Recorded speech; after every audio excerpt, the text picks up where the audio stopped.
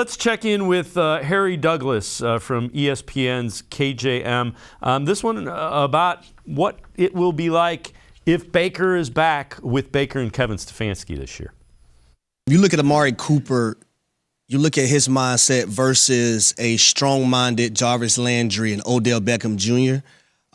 So I don't think Amari's going to put the pressure on Baker Mayfield like those other two guys have done.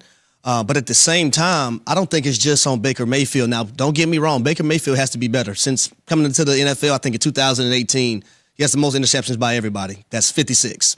You got to protect the football. That's the number one thing. Coaches get up in the team meeting room. You talk about must for the week. That's the first thing they mention offensively. You got to protect the football. Also, I think Kevin Stefanski needs to do a better job of getting these receivers involved in the offense. And I understand you're a run-first team. I played for run-first teams, but we also had a guy named Roddy White and a guy named Julio Jones who balled out at the wide receiver positions. And a lot of people don't realize that we were a run-first team with a guy named Michael Turner that did a lot of things and put up a lot of numbers and made Pro Bowls from the running back position.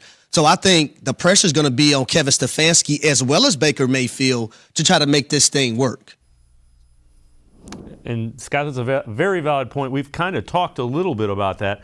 They have to find a way to get the passing game to be more of a threat. They do, and a lot of that is the receiver position. I'm not saying the receivers necessarily last year, although, you know, when Odell was gone and Jarvis was hurt, you're really down to your bottom tier guys, you know, and I don't think that helps the passing game. But I do agree that Stefanski can do better to involve those guys and make them a bigger part of the passing game, whether it's, you know, even going to three receivers more than the three tight ends, right? Just switching things up. So I'm not taking blame away from Kevin Stefanski, but again, it's about the quarterback delivering the ball, and I think that was the biggest problem. I don't think Kevin Stefanski ignores receivers, but it helps if your quarterback can get him the ball.